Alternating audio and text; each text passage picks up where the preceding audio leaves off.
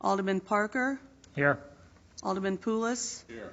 Alderman Geenan, Here. Mayor Tomes. Here. I'm here. Alderwoman Swanson, thank you. We have a quorum. Thank you. All right. So if someone can help me, I'm not sure which with this, because I don't have it, which is first on the study session. All right, there we go. Deb. Technically challenged tonight. It's okay. All right, Matt Stoffen with Friends of Hauberg. You're going to hear from three of us tonight, so hopefully we'll keep it to our half hour. So we also have Deb Kunze and Todd Linscott here to talk tonight. So first of all, I just want to thank council, staff, Public Works, everybody that helps us out all the time.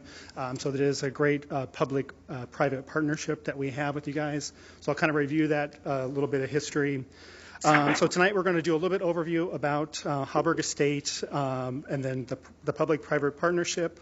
We'll talk about some of the community benefits and the tourism that the estate brings into the area. And then we'll do a little comparison with another estate located in the Quad Cities. Then we're also going to talk about our three phases that we're working on right now to revitalize the estate. So hopefully this will work. All right.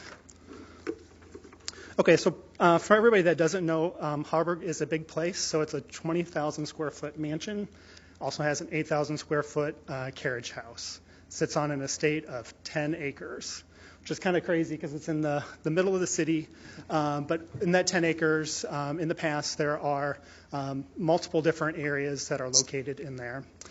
So originally the estate had 5 ponds. It has a 5-acre forest, a 1-acre meadow. And then something I never knew until about 4 years ago was the Terrace food garden. So that's 3 acres that are kind of to the north of the estate that was significantly overgrown and eluded me for the 14 years that I lived in Rock Island. I didn't know it was there. Also across the street, there is Hauberg Field. We have a parking lot for 120. We also have some archive stuff. So Augustina helps us out with some archiving of documents that were located at the estate. So it's quite a large collection that they take care of for us. So we're more than just a house. So hopefully that illustrates the size of the estate and the scope of what the city and Friends of Hauberg is working with here. A little bit of history here. So in 2016, the Friends of Hauberg Foundation was formed as a nonprofit. So during that time, the group got organized and then eventually worked with the city in 2017, assigning the operational agreement. So in May of 2017, we signed a 10-year operational agreement with the city of Rock Island.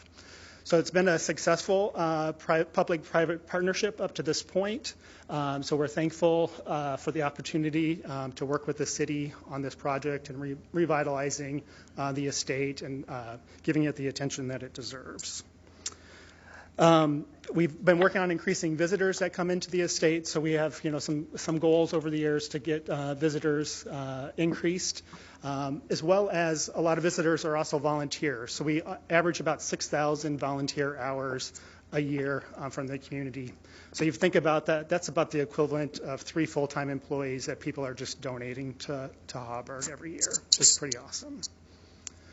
The other goal that we're working on is increasing the revenue generation. So without revenue, the estate kind of will fall into further disrepair. So it's important that we be profitable, that we earn money, and we reinvest that money back into the estate. So that's our kind of our way of giving back through the partnership is doing these different events and rentals and different things to get the revenue back up to help with the estate. Maybe. Okay. All right, so moving on to community benefits. So we took a look at the tourism master plan for the Quad Cities, and when they went out and surveyed people, they asked people what they would like to see as part of their important experiences for quality of life. So people want nature and parks, so 86% of the people want that type of tourism activity. They also want outdoor activities. They also want, a large majority want theater arts and concerts as well. These types of activities are offered at Hauberg, and they align with what is being wanted by the community. So we, through events, put on theater, concert, and arts activities. So like we've had several visiting artists at the estate in the last couple of years, as well as we've done some Thursday night concert series and other things to attract people to the estate.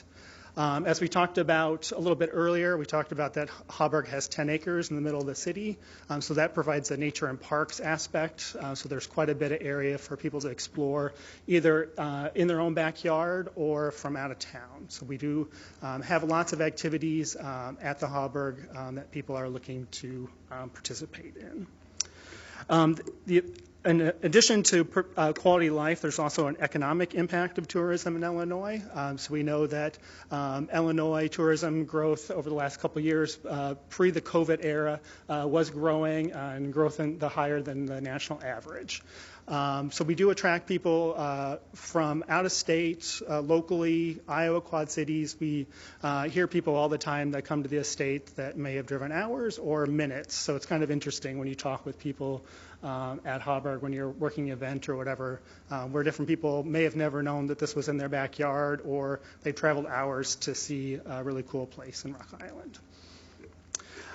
Also, the state and nationally recognized gardens and historic property. So we are recognized for the gardens and the property, both on some different registers. We already talked about that it's a destination for local people. And then we also provide those community activities that we were talking about. So some things that we do every year is the Winter in Bloom to bring everybody in to have a nice Christmas memory. We also have our arts program, concert performance, and we've also done a lot of Rock Island history programming that has been some good community activities. So this is just an illustration of all the different people and walks of life and ages that come to Hauberg to help out. So these are some of our volunteers that I talked about that spend more than 6,000 hours a year volunteering and helping out.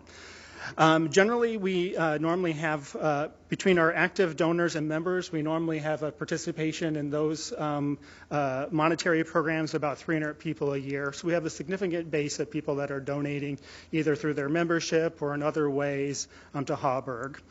The support from the community that we get is priceless. Like you know, you can't hire people that are so passionate. It's really great to see that out there. All right, kind of changing topics here real quick. Oops, I went too far. Looking at Hauberg versus, a lot of times we get questions about Butterworth and Deer Wyman. How are we different? How are we the same? So we thought we'd just walk you guys through a little bit of the differences between the two estates. So Hauberg Estate is owned by the city. Like we talked about, we do have the operational agreement, but the building is still owned by the city of Rock Island. So any investments that the city is making or that we're making in still belongs to the city because it is a city-owned building. We don't have any endowments. When the Hauberg family left the estate to the city in 1956, they didn't leave a large checkbook with it. So unfortunately, the city has taken care of it since 1956, and then we've been kind of assisting with that and helping supplement the city since we were formed in 2016. The Friends of Hauberg also does provide their own executive director. So we provide the money that pays for Deb for all the work that she does. We don't, of course, pay her for every hour that she works. So she's there all the time, but she is our primary paid employee that the Friends of Hauberg supports with our fundraising activities. Without her, a lot of the activities and the different phone calls that come in all day is kind of really impossible to manage just by volunteers. You really kind of have to have that signal point person to make sure everything keeps operating. Well, we don't have our own archivist. Augustana College does provide that service to us, helping us preserve documents and the large collection of glass slides, photos that were left with the estate. We do have a part-time housekeeper that assists cleaning up after events. Cleaning a 20,000 square foot house by yourself or just through volunteers is rather hard. So we do have some assistance with that. The other important difference between Hauberg and Butterworth is that it's for public use, but we do have a lot of private rentals that come through there. So that's really what kind of funds the mission or assists Hauberg and Friends of Hauberg in doing everything, is the income that we derive from the private rentals, as well as the bar sales, things like that, gift shop sales. So really, without that private rental and other activities, really Hauberg would not exist in its form that it is right now. It needs that revenue stream to operate. We already talked about a little bit about the rental income, and the memberships is all used and invested back into the estate. So looking at Dear Wyman, the Butterworth Center, so they have a private endowment. I think it's somewhere around $38 million on their last 990. So they have a significant amount of money that pays for their repair and maintenance. They have a staff somewhere of 10 to 13 people, depending on full-time, part-time, and kind of what the season is, if they have gardeners or not. So they have the money to pay for lots of staff to work there. Unfortunately, we do not. They also have an archivist on staff, but their mission is a little bit different. So their charter is set up so it's really only for nonprofit groups. So its main mission is to support community groups, PEO groups, or different activities for nonprofit meeting space is really what they are looking to do. So you can't go to the Butterworth Center and say, I want to have a wedding here. It doesn't happen that way. Whereas Hauberg, people can have those memories there and experience that a little bit differently. So while we are different and we're both historic properties, we kind of have different missions, and just based on our bank accounts, we have different operating ways of doing things. So that's kind of the main difference between those two estates. All right, so moving on, so we talk about phase one, and so we're kind of exiting this phase. So I'll talk about phase one, and I'll turn it over to Deb, and she'll talk about kind of where we are now and where we want to go. But really in phase one, we were stabilizing and promoting the estate. So like, for example, here we've received some CIP money from the city as well as some CDBG money that's been helping with some capital projects and also deferred maintenance. So we had 7 non-functional bathrooms at one time.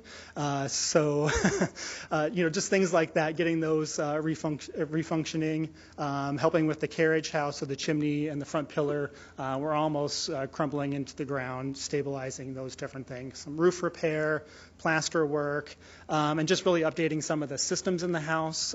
So as we're expanding, we may or may not have to put some fire protection in some of the newer areas, depending on what the final use of those are going to be. So we had to have a new water main to service those, as well as just aging infrastructure on that. As well as the electrical service needed to be updated specifically for some of the carriage house activities that we're doing. And then as well as we're looking forward to getting some ADA bathrooms in the carriage house. So we're kind of exiting this phase right now.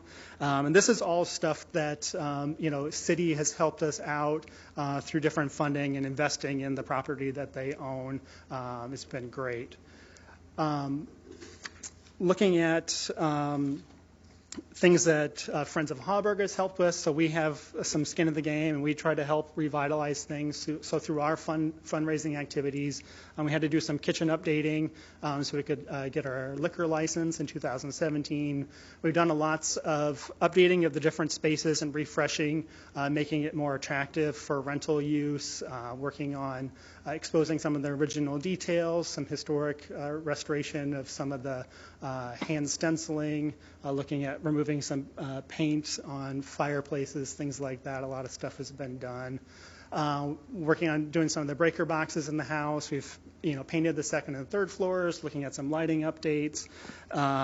We, in order to make it more attractive for rentals, we invested in all new chairs for the interior and exterior of the building. As our events have gotten larger, we realized we didn't have enough chairs, so we did some fundraising for those activities, as well as starting to work on some of the historic lighting and then updating our fiber internet into the home.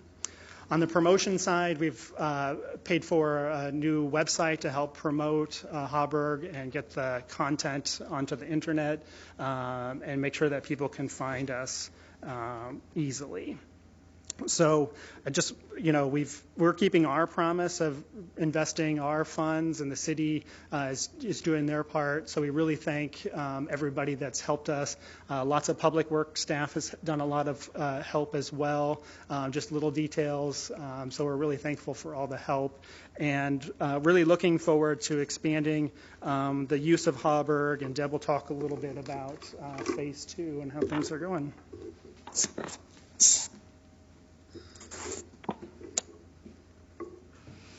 So in phase 2, we're going to be doing the Carriage House and make it an educational classroom and event space. We're in preliminary talks right now with an organization that is looking to lease it Monday through Friday. And that will be, they want to use it for an outdoor classroom, which is perfect there because we have 10 acres to play in. So we're working on that right now. The auto house is 1,400 square feet. The carriage house is 900 square feet. Colleen has been working with us with the ADA bathrooms, using the CDBG money. Jeff Dismer has just finalized the architectural plans, and they will be sent to Colleen, and she can send them off to SHPO. And hopefully that bathroom starts getting put in January. It will also have a caterer's kitchen and a bar in the carriage house side. We're also looking at programming. We're partnering with Girl Scouts. They're actually doing a membership this Saturday, a membership drive at Hauberg. And we're going to looking at STEAM classes and the Terrace Garden Food Education Program.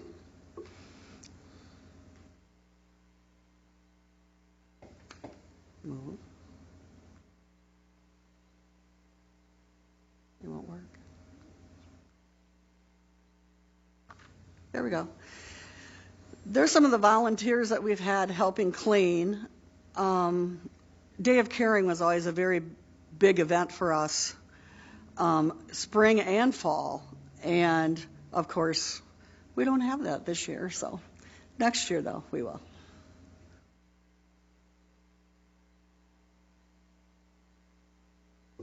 I can't get it to work. There it goes. Also in the carriage house. Now the carriage house, like I said, is 8,000 square feet. So the second floor of the carriage house is the driver's apartment. So that was the chauffeur for Suzanne and John. He, of course, retired. And so that has been, and it was actually city employees lived there up till about 4 years ago. It's, like I said, it's very large. It's very intact. It's a really neat space. And we want to do long-term rental in there for additional income.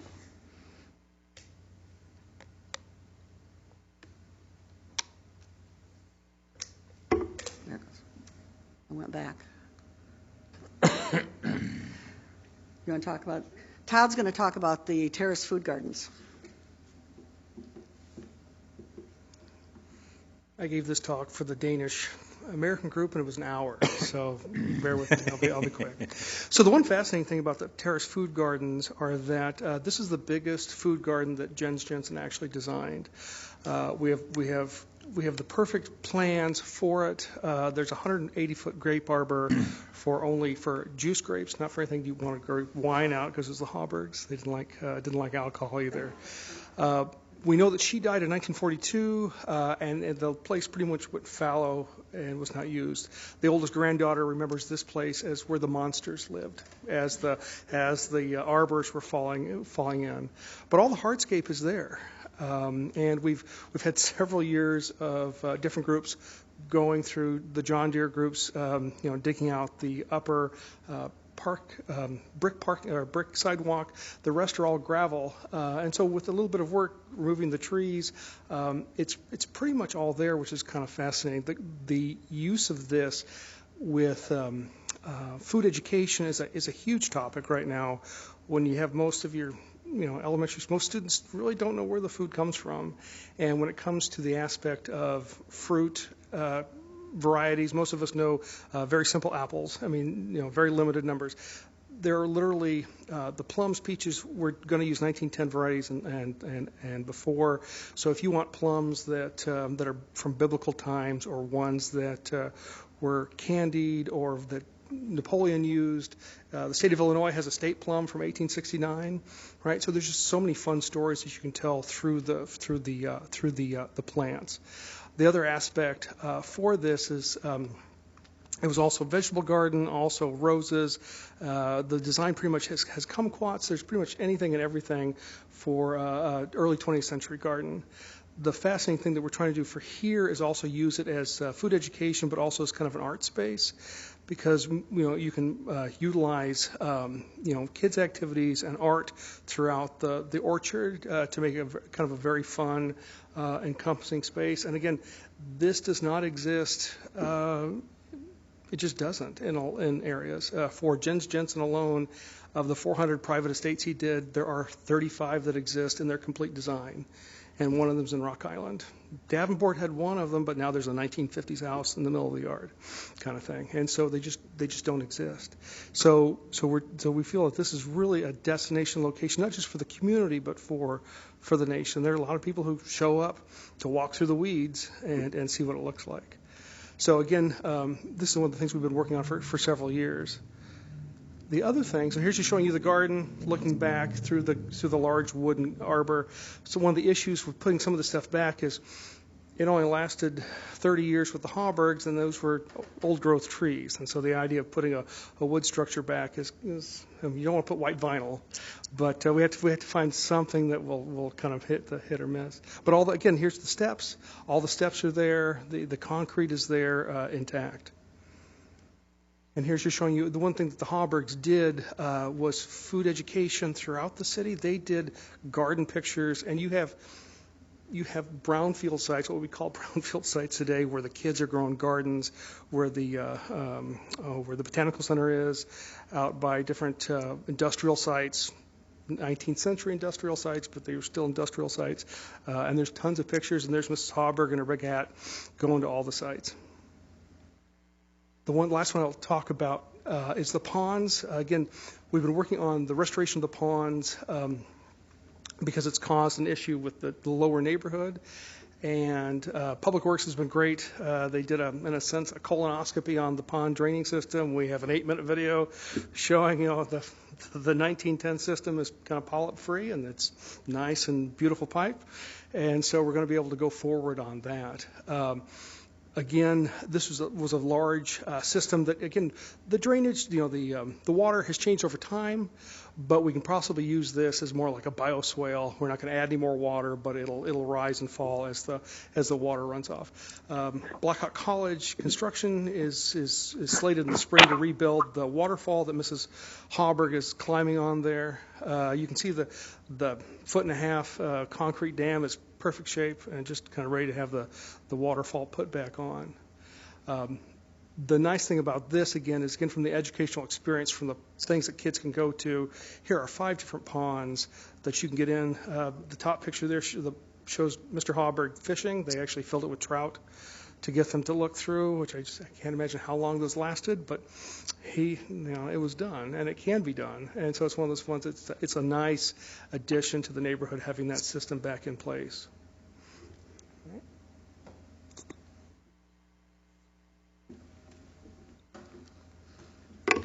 So our phase 3, and this is what actually, it's always been a part of our phases, is to make Hauberg sustainable. It's always struggled. It was called a white elephant in 1956. Sometimes it still continues to be. But it's really a gem for Rock Island. There's no other place like it. And this is what we do to help sustain. The Carriage House coming online is going to be a huge revenue resource for us, but also it'll complement Rock Island in general with all the kids, and there'll be kids there every day. We've had a really good partnership with the city. Randy, thank you. You've been a tremendous help. Dylan, Linda, you gave us our liquor license, which helped us tremendously. It's hard to have weddings without alcohol, believe it or not. Some people, I don't think we might have had maybe 2 since we've gotten our liquor license that didn't want alcohol. So, yeah. So it definitely helps get the weddings there. So as you can see, we have lots of fundraisers. Not only we do grants, we do fundraising. We're trying to develop a partnership with corporations. We have had some corporate parties there, Christmas parties and things like that. So our name's getting out there. We're still relatively new in all of this, so it takes a little bit to get people to think, to know that you're serious, especially with the grants. They want to see if you're going to last and if you're going to stay there. So I think we've proved our point at this stage of the game. We want to increase the tourism. We do get a lot of people from out of town and out of state. And we want to expand our volunteer opportunities. So what does Hauberg need right now? Well, not now, but in the future. You can see the tuck pointing in the Carriage House. It's pretty bad, actually. The Carriage House is pretty bad. The mansion is good. I think, John, that was tuck pointed right before, wasn't it? Right when you took over. I think it was that year. Yeah, the roof, it's got about 5 years left in it. The parking lot and driveway are seeing some definite wear and tear. I don't know when that parking lot was put in. Do you know, John? Yeah, I think it's probably about in the 60s when the other groups were running it. The sidewalks are cracking, not horrible, but that'll eventually have to be done. The green initiatives, Todd. Yeah, I know nothing about cisterns. 2 seconds. So the fascinating thing about Hauberg is once you get into all the designs and all the ponds. I knew the pond system with the pipe was fine because all the downspouts for the house drain in there and they go through a cistern because she wanted rainwater. So we have 3 cisterns on site. I know where one is. I can't find the other ones yet. They're under parking lots. But they're big enough that we can make them as non-potable water to water the gardens. Hauberg's water main was, I don't know how old it was, but it had not worked in a long time. And so now we're on a main. And so I know the city does not want to water all 10 acres off of city water. So using that system, modifying it, is what other ones have done. Geothermal heating with 10 acres, there are not a lot of nice ways to run air conditioning through some of the existing channels up to the 2nd and 3rd floor to cool the mansion as kind of a modern system. And so it's there. It can be done. It's just a little creative.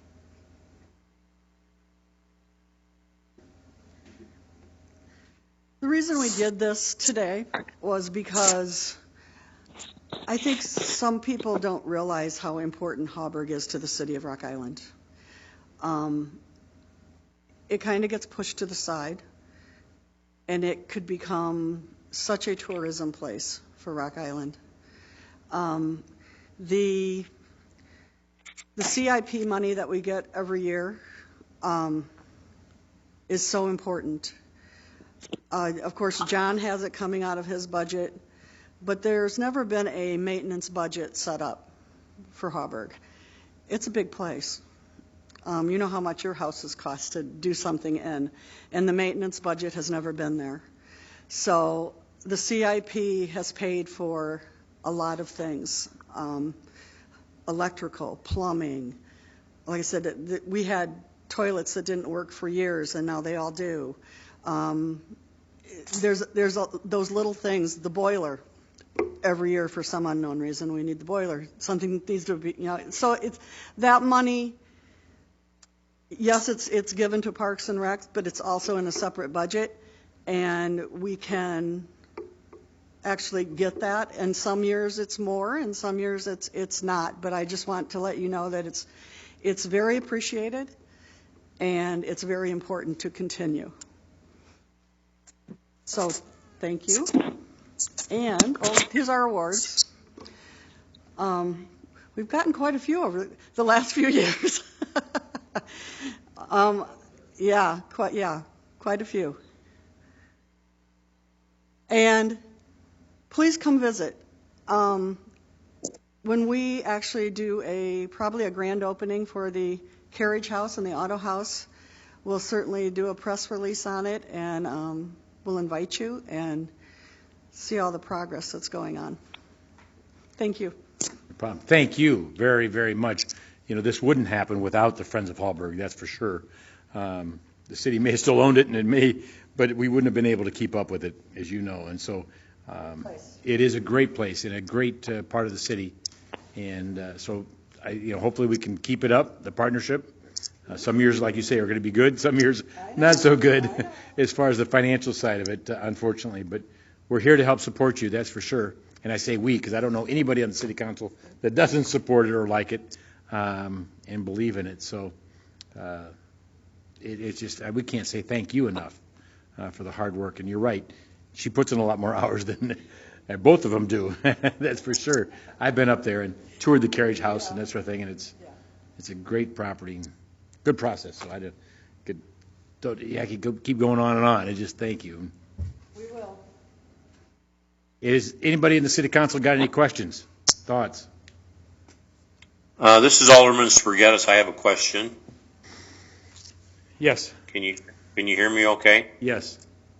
Obviously, I'm participating remotely.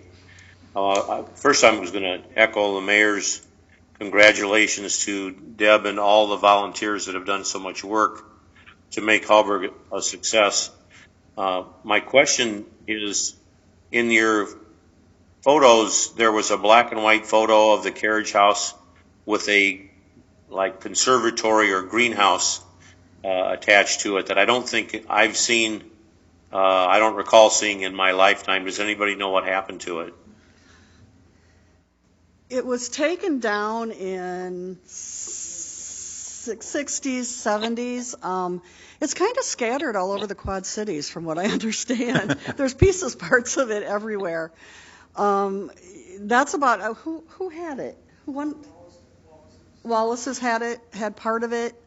So yeah, it's unfortunate because boy, we can certainly use it, but it's not there. Our plan for that is to actually build the knee wall back up in brick and then put a patio out there. So once we get the auto house, carriage house, and then the stable will be our gift shop, but there's doors going out to it.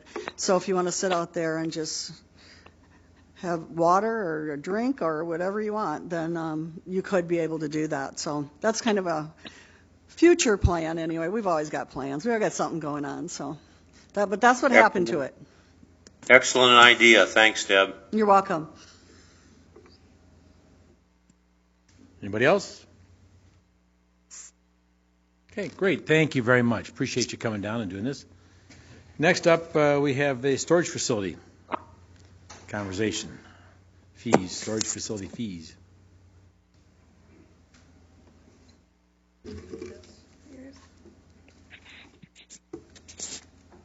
I'll need that. Thank you. All right, good evening. So tonight we're talking about one of the new revenues that we talked about a year ago. So September 19th, 2019, I gave a presentation where we reviewed a list of new revenues, including payment in lieu of taxes, plastic bags and straws, amusement tax, real estate transfer tax, use tax, or a home rule use tax rather, vehicle stickers, and what we affectionately refer to sometimes as TUF, the utility fee for street improvements, but we talked about storage facility fee as well. And that's what we're talking about tonight. So,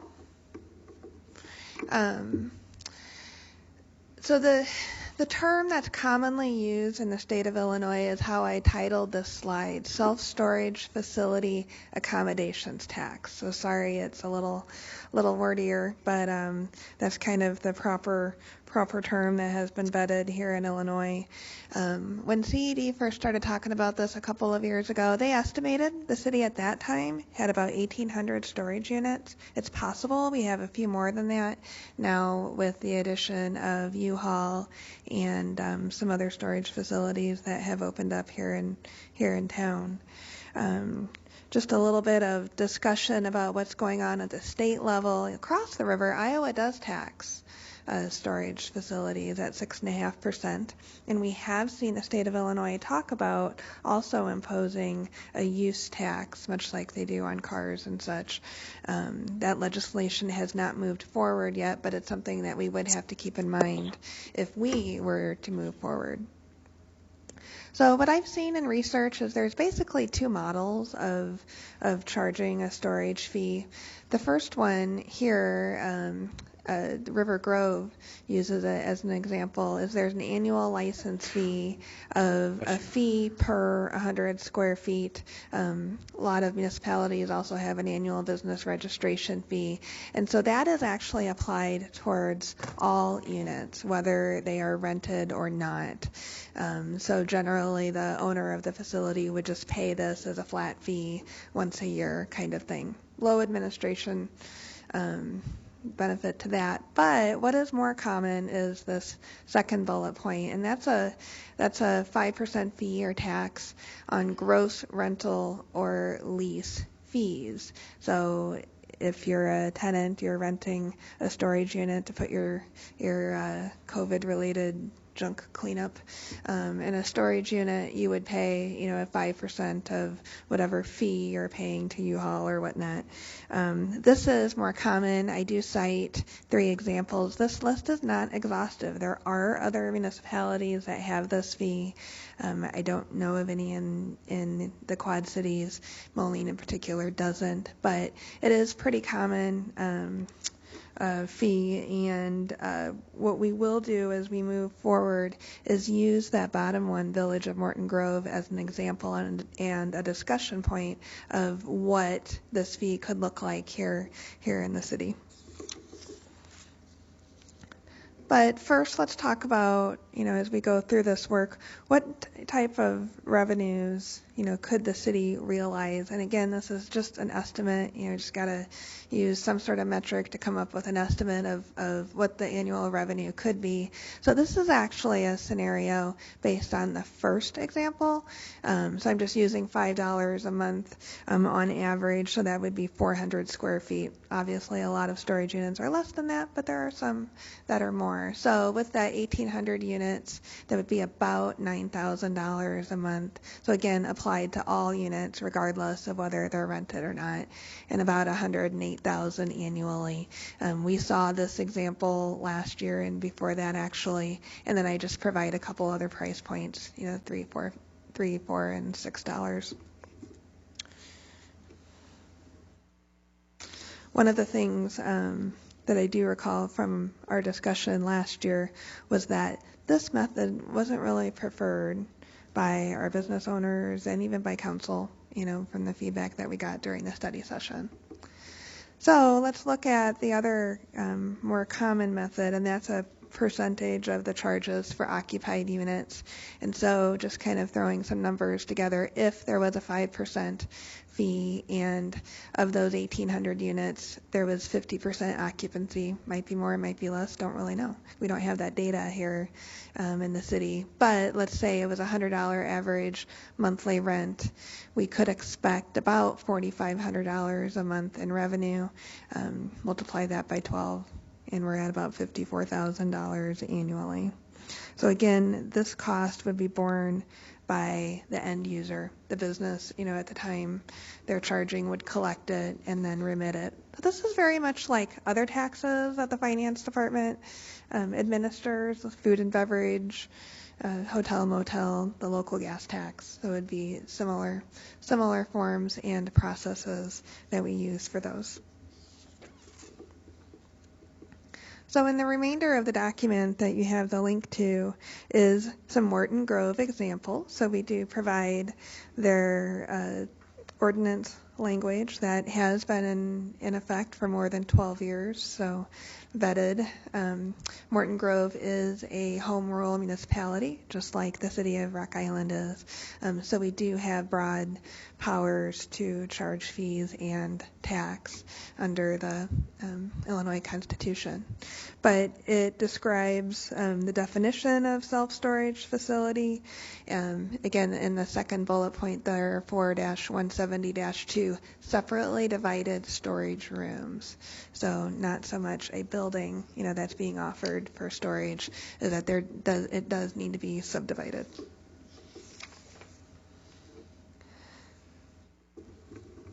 Didn't see anything else on the ordinance language that I wanted to point out, but they did have this nice frequently asked questions document.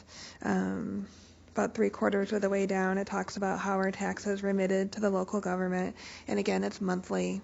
The business owner remits it. If they don't remit it, we follow up and say, hey, where's your tax form?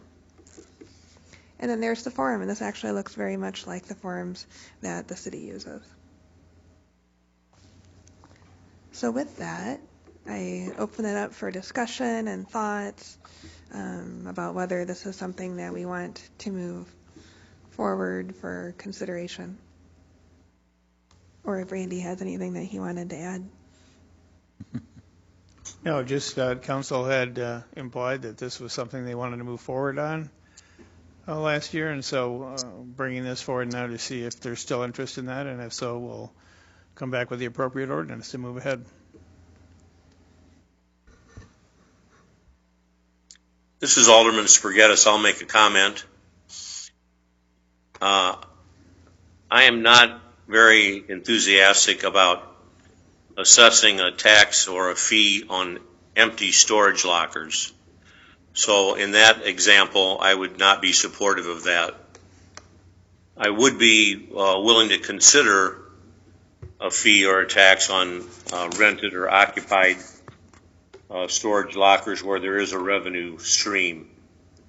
The only other comment I was going to make was the paperwork forms that were given to us as an example for this study session seemed rather cumbersome to me. And is that something that would have to be completed on a monthly basis?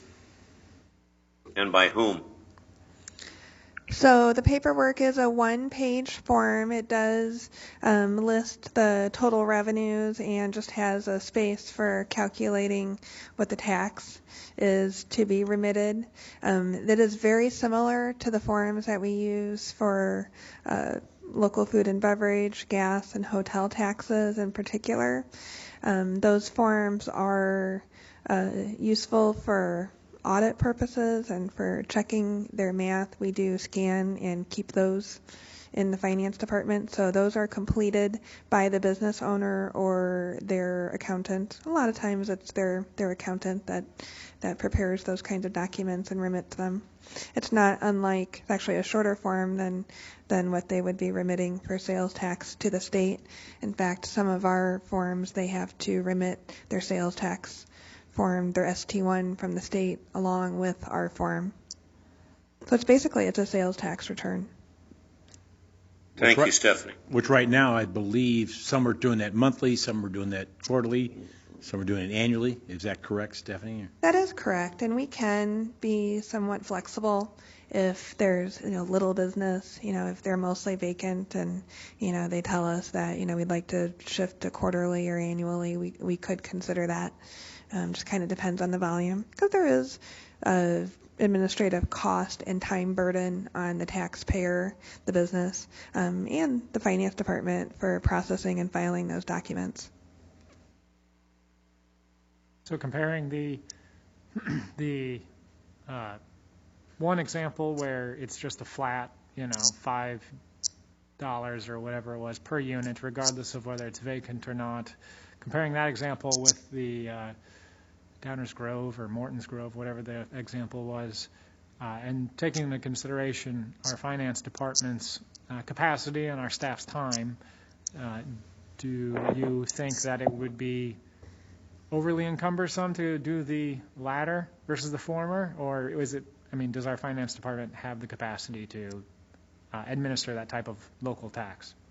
Yeah, I don't have a list of the total number of storage businesses that we have, but my guess, if I just were to guess, I would say 10 or less. Mm-hmm. So that's potentially, 10 payments to process or to follow up on, possibly less if we have some that only do quarterly or annually, and perhaps we do quarterly, have a quarterly return for all. Although part of me doesn't like quarterly so much in that, much like sales tax, you're collecting it at the time of sale, and so it's kind of better just to sort of business practice pass that money along to whom it's owed. But regardless, not a big time burden, in my opinion. Okay. Yeah, it's in line with the type of work that we do. And then just a question on the process for Randy. You had just said, if we wanted to move forward with this idea, I'll let you know. I know in your recent email to the council about goal-setting session to list revenue ideas or whatever, would that be the appropriate place, or should we just email you separately and say, hey, let's move forward with this? Well, this one's from last year because, it got delayed with all of the COVID issues. So if the council just tonight gives an informal yes, we'll just move ahead with it, or you can email me directly. But, last year everyone approved. I guess if people still feel that same way, we'll still just move ahead with it. And we would move ahead with the percentage of occupied units, so the 5%. Well, I'm inclined to agree with Alderman Spaghettis. I have a hard time assessing a tax on somebody that they're not receiving anything from it. So would I like to move forward with it? Yes.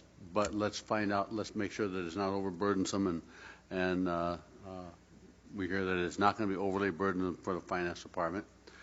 And is it really, is it in the best interest of the city? Is it something that is going to cause or going to bring in the revenue? That remains to be seen. We don't know how many are occupied in the city. 50% that Stephanie had is a good estimate. We've heard that from some of the owners. So I think that's a good ballpark. So they're self-reporting that they are 50% occupied? They have before, just, as on an aside, we're only 50% occupied, just so, when we were talking about this last year, some of them brought that forward. And we would send out something to all of the storage units that we're aware of. As you know, we don't register businesses, so right. We think we know where they are, but it isn't as if we have an official list. So we would send out something to those we know, so they then understand it's coming and then would have a chance to ask questions and have a chance to speak before council on the first reading of an ordinance also. Okay, thank you. Do we have any thoughts as to what the revenue would be allocated to? Is this just going to the general fund? It would go to the general fund to support the general fund generally, not for a specific purpose. Would be my recommendation. Well, I'll give the thumbs up for the latter. This is Dave Dean, and I give the thumbs up too. We had talked about this for a while, and I seriously doubt that imposing a tax is going to and motivate someone to pack up their stuff and move to a storage facility in Moline. I just don't think it's going to make that big of an impact on individual storage units. So I think we need to move forward with it. They've shown a little interest in doing the same thing we are. This is Alderwoman Swanson, and I agree. I would be for moving forward with it. Okay. To clarify, the version that does not tax vacant storage units, but only the ones that are currently rented. Correct. It'd be a sales tax, basically, just as Stephanie mentioned, we collect on other items. Sounds good. And in that regard, I would go along with it. And real quick, I have to complicate things more. The 5% or the 6.25%, like the state, or like Iowa. Is there any hard feelings or? Our recommendation, staff's recommendation would be 5%. Okay. Yeah, I would agree with 5%. Sure. Okay. Fine. Just wanted to try to get direction. Thanks. Thank you very much. Public Works. You guys got a few things going on in that department.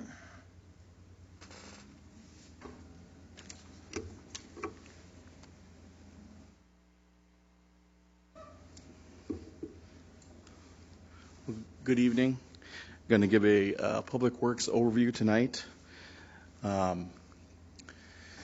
Start off, the Public Works Department provides utilities and services that support the quality of life in Rock Island, and these are some of the major activities that Public Works does day in and day out.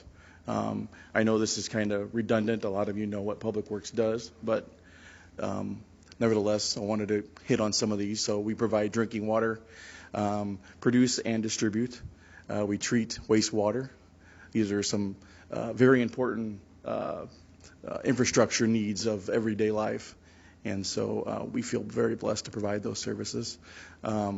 Traffic signal, street light maintenance, garbage collection, yard waste collection, recycling, curbside recycling. And to note, the yard waste collection and the recycling are a voluntary service, unlike a lot of other cities, neighboring cities, who make it mandatory. So wanted to point that out. We also provide street maintenance, parks maintenance, snow removal, levee maintenance, and tree maintenance throughout the city. We also have the Sunset Marina, which, as you all know, back in 2018, we contracted with F3 Marina to do that contract on a 5-year contract, and that ends in September of 2023. So we also provide some internal services for other departments, such as our fleet services and our building maintenance department, and our engineering services as well. So looking at Public Works organizational chart, we have 106 full-time employees.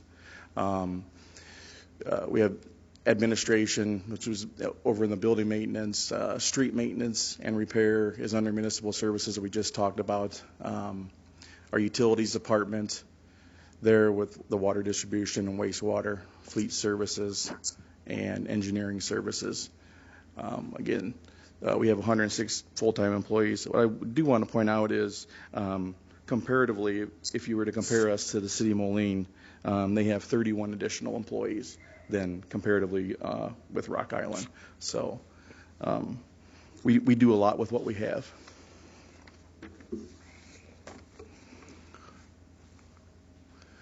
These are the expenditures by operations that we budgeted for earlier in 2020. As you can see, the biggest expenditure that we have is the wastewater and water side, and then they go down to municipal services and fleet services. So we have capital projects in there at $1.2 million, and I'll touch on these items a little bit later here in the slides. Sunset Marina, solid waste.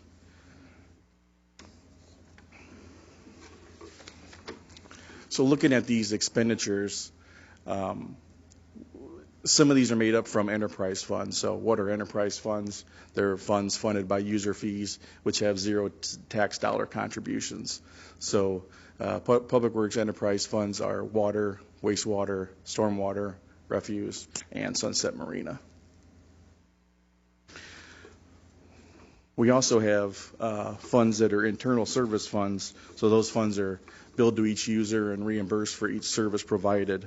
And a couple internal funds that we have, internal service funds, are our fleet services, who perform all of our maintenance on our city-owned vehicles and equipment, and engineering services, which they provide our construction inspection for our construction projects. They do material testing on those same projects. They do all of our design for our construction plans, do the surveying for those plans, GIS mapping. So they do a lot in the engineering services as well. So municipal services operations, just to dive a little deeper in that, to kind of look at the funding and what is all included in municipal services. So municipal services is a governmental fund that receives funding from the general fund. Municipal services has about $3 million in expenditures, and that includes the street maintenance, which pothole patching, pavement patching, alley grading, etc., street painting, snow removal, right-of-way maintenance, which includes some sign installations, tree trimming, tree removals, storm debris cleanup from derecho storms. And part of that $3 million is funded through motor fuel tax funds. So every year we do a resolution, the council approves that, and we estimate and then do a amended resolution at the next year with the actual expenditures that we had. And so approximately about $1 million of that $3 million is paid for by motor fuel tax funds. So the street maintenance, the snow removal, the pavement patching, pothole patching, those are all items that are paid for by motor fuel tax funds. We also receive some state maintenance funds, which is the highway maintenance agreement for 11th Street or US 67 and Illinois 92. We receive some revenue for maintaining those state highways that go through the city as well. In that municipal services, the 5.4 or 5.5 million that was on the chart previously is parks maintenance. That's about $560,000 in expenditures. Parks maintenance includes all of our maintenance tasks related to buildings and grounds and all city-owned parks. This includes playground equipment, tree trimming, trash collection, RIFAC maintenance, Whitewater Junction, regards with the pools, Schwiebert Park, the docks, and Sunset Park, and all the other owned city parks. So the mulching of the playgrounds, the swing sets, the inspections, that's all parks maintenance. And that's all funded 100% by a pass-through from the Parks Department.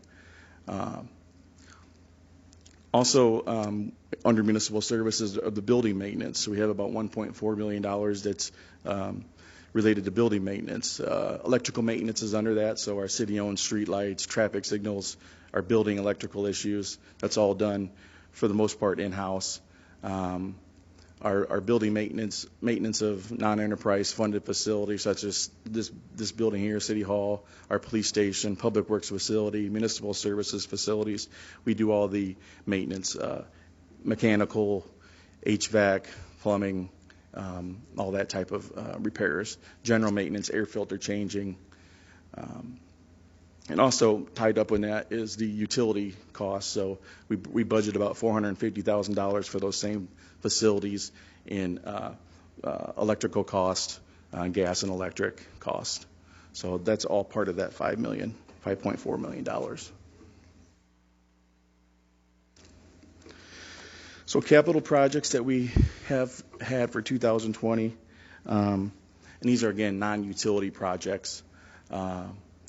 Using MFT funds, we had slated Blackhawk Hills, River Heights Road, and Valley Drive. That's actually a 2-year project, was going to be done in 2020 and 2021.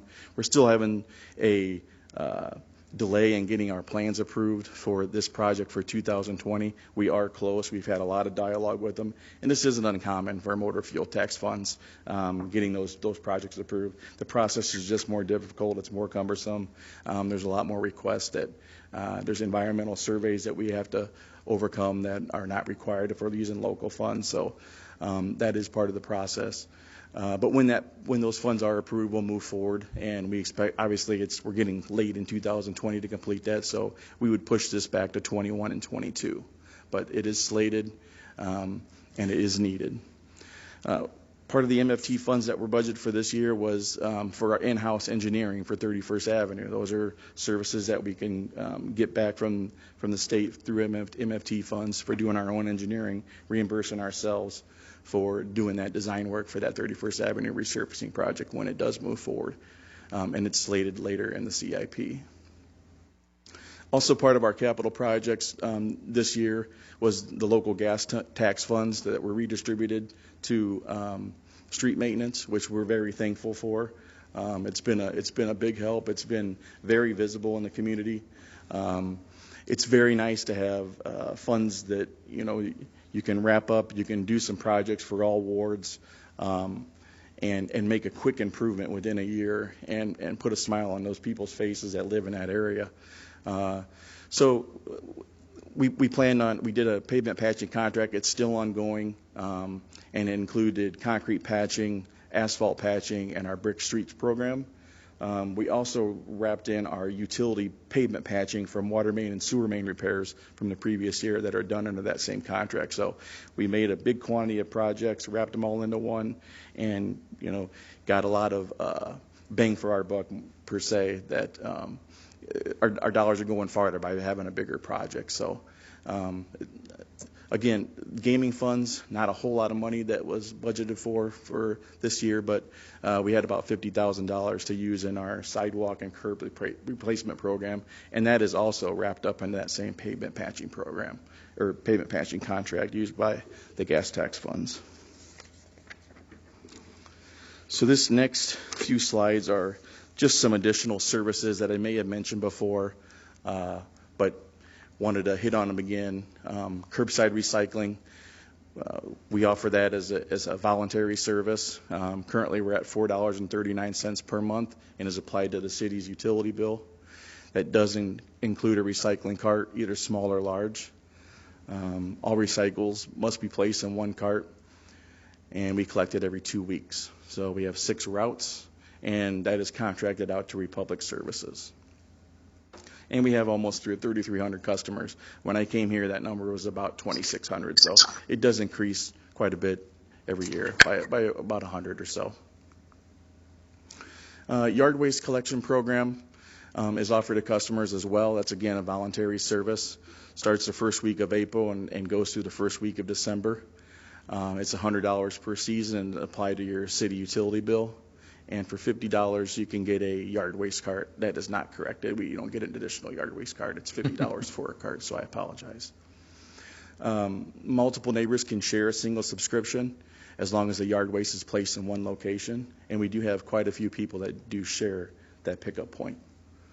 We have 927 customers.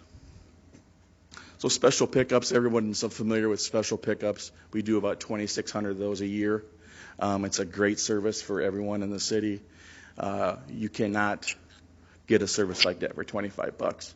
It's a heck of a deal. So, can I ask a quick question? Yes. So I had a couple calls about just how you guys have been overloaded with the storm and then COVID. About the pickups have been delayed a little bit. People are willing to pay a little extra if they can get on a priority list. Is that something we've considered? We have not considered that. I know we are extended out a little bit further, so we are a few weeks longer than we should be. But that's something we could consider. But it would be hopefully short term. We expect to be done with the storm cleanup here in another week or two. But it's something we can always look at a service like that.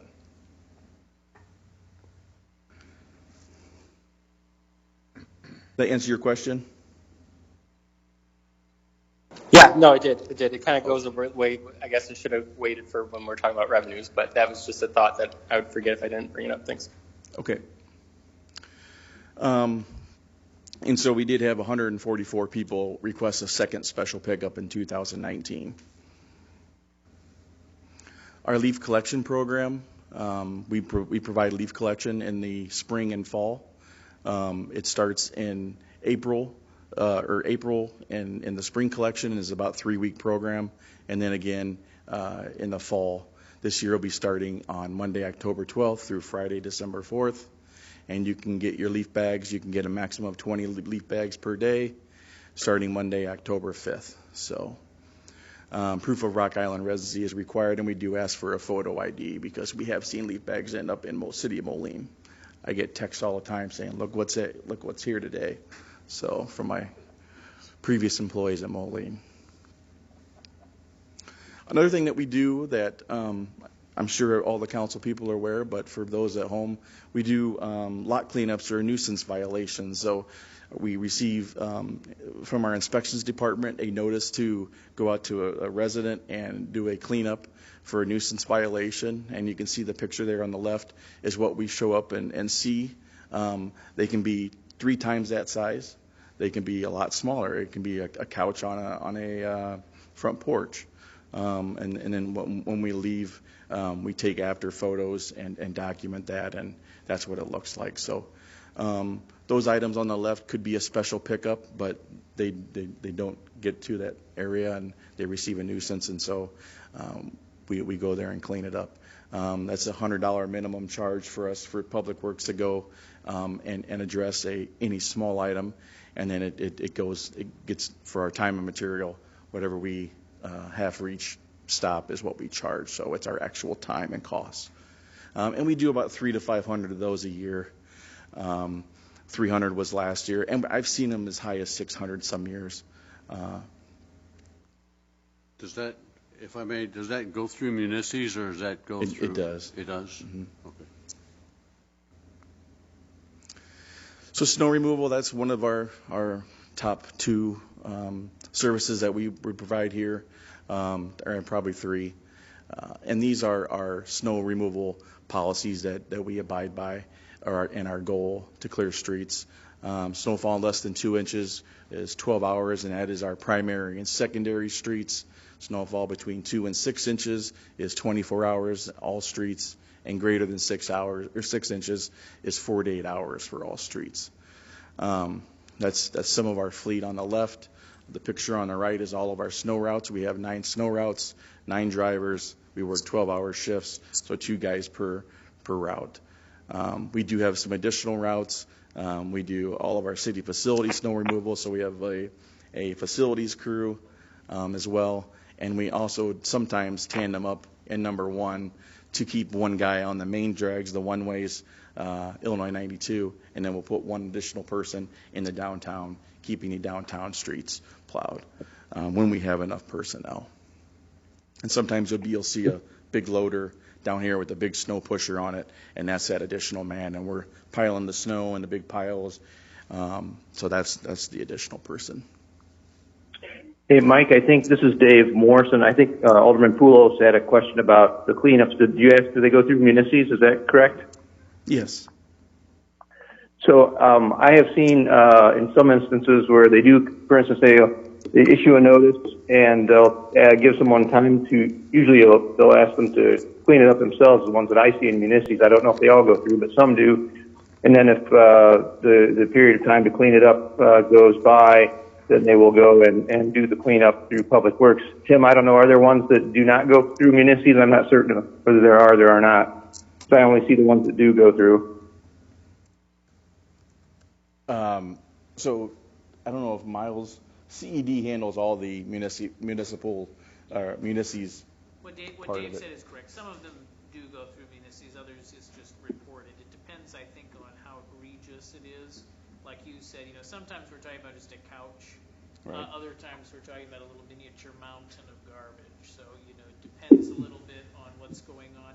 It also depends if, where it's located. If it's on a porch, that might be less egregious than if it's like spilling out into the right of way because they've thrown stuff in the front yard. Sure. Or blocking an alleyway. So it varies a little bit depending on the specifics of the circumstance. Thank you. Mm-hmm. We also have a recycling drop-off center that is located at Millennium Waste. Or I'm sorry, the recycling drop-off center is at 701 2nd Street, which is near our Municipal Services building, and that's free for anyone in Rock Island, and others take part in that drop-off area as well, as they do in all other cities where they have the same drop-off center.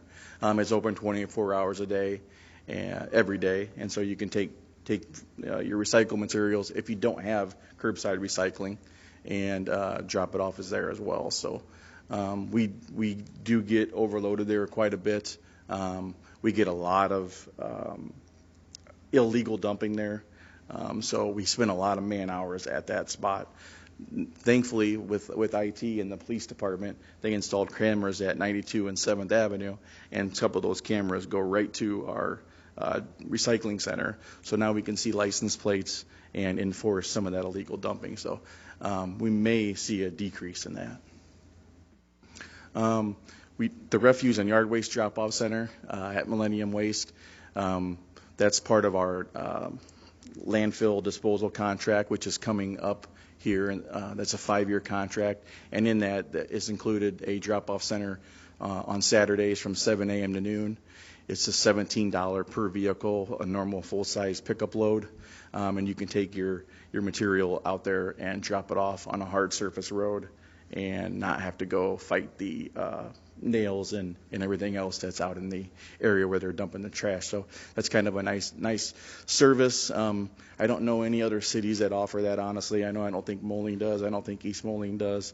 It's a nice service to have, and like again, it's a little cheaper than a special pickup, but special pickup you get it done at your curb. So another service that we offer is the water service repair program and sewer lateral repair program. These are available to residential and commercial customers. This protects customers from unexpected cost of repairs for your water and sewer services. It helps with the nuisance of arranging financing, hiring a plumbing contractor on short notice. The maximum obligation of the city for each repair under each program is $12,000, and that's applied to your water bill, and it's $5 per month for the water service and $9 per month for the sewer lateral repair program. And we do several of those a year. Right now, you've probably seen our water guys out doing fire hydrant flushing. We do that every fall. We flush fire hydrants on the first and third shifts until completed. The purpose of the program is to help maintain water quality in the fire protection system. And you may experience some brief periods of discolored water or low pressure, which is pretty normal for flushing operations. So these are goals and objectives that Public Works has. We want to be reliable and environmentally sound with our water and wastewater utilities, cost effectively maintain the city's fleet, traffic signals, and street lights, clear all city streets within 48 hours after the end of every snowstorm, provide timely and cost-effective maintenance to the public street system, and provide cost-effective, reliable solid waste collection and disposal services. With that, that's the end of my presentation. Does anyone have any questions? This is Alderwoman Swanson. I don't really have any questions. I just want to commend Public Works for the outstanding job that they have done with everything. Every time I call about a road repair, it gets put on the list to be fixed. And with the storm cleanup, I know you guys have been doing just a heroic job picking everything up, and there's been quite a lot. But I just want to take this opportunity to really thank you for everything that you do for the city. Thank you, Alderwoman Swanson. We appreciate that. It is taking longer than we had originally anticipated. It is a lot more quantity. You can drive down by Sunset Marina and look at that pile. I saw the mayor's post. It's getting bigger every day. Just in my hour of going to get my lunch and driving back, I probably saw 10 trucks going down to dump just in that hour. On 18th Avenue, and we have other crews working in other areas that I wasn't. So, I mean, it's a huge quantity. we're not working overtime. We're not hiring additional contractors to help us out. So we appreciate everyone's patience, and again, thank you for those comments. With that, I give credit to the Illinois DOT too, because they are helping out this time too. So we can't neglect the Illinois DOT for that assistance with that storm bill. Question is, what do you do with that mulch? Is that you're shredding a lot of it, or you're mulching a lot of it? We shredded some after we saw the quantity and the process. We said that ain't going to cut it. So we are looking at. I tell you honestly, we use a GovDeals site for our auctions, and I was going to throw it on GovDeals and see if we can get any bidders. I mean, why not? For the mulch? Yeah. For just the debris. Come in there for $1. You can have the material, and we'll see what happens. Somebody may want that. There's a place over in Davenport that burns wood debris for power. I'm not sure what it's related to, but we have taken a lot of that material over there, and if need be, that will probably where it goes if we can't find a spot for it, and have somebody come in and haul it off for us for no charge. But again, we're just getting it down to that point, not wanting to have to keep trucking it somewhere for now to save time. But I've had some citizens ask us, at one time, I guess we mulched it and people could come take the mulch free of charge or whatever it was at one time. Yeah. The problem with that is then you got people coming in and on city property, and it's not really good quality either. It's not the kind of stuff you'd want to put. Could be all kinds of stuff in there. It's just picked up bulk off the curb. Who knows what's inside of it? Could be diseased, full of insects. It's untreated. Mm-hmm. It isn't like the mulch before. We've had, mulch company take it away and then they treat it and color it and do that kind of stuff. But for us, it isn't something you'd want to put in your garden. I didn't think so, but that's what they talked about, because I was worried about ash borer and all of those kind of things. We've talked about this. That must have been some decades ago, because we haven't. It could be, because it was at the. That. Well, they picked it up at the what used to be the Ball Diamond on 31st Avenue.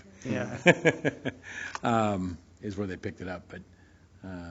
So I didn't have an answer for them, but yeah, that's the answer. It's not. You don't want it. It's cheap now. You can buy mulch cheap now anyway at Lowe's, or wherever. Any place that has mulch. Handy. Any hardware store, I think now they're getting rid of their season's end of stuff. So that's right. Probably what's going to happen is our winter job, if it's not snowing, we'll be trucking that material over to the site where we can dispose of it for free. So if we can't sell it on an auction company. That's great. Looking at those things, that's revenue. Yeah, you never know. Absolutely. It's worth it. Any other questions, Alderman Spargatis, Alderman Geenan? I guess not. Right. Thank you. Thank you, Mike. Great work. Pass it on. All right. That is the end of the study session. So at 6:45, we will start the council meeting.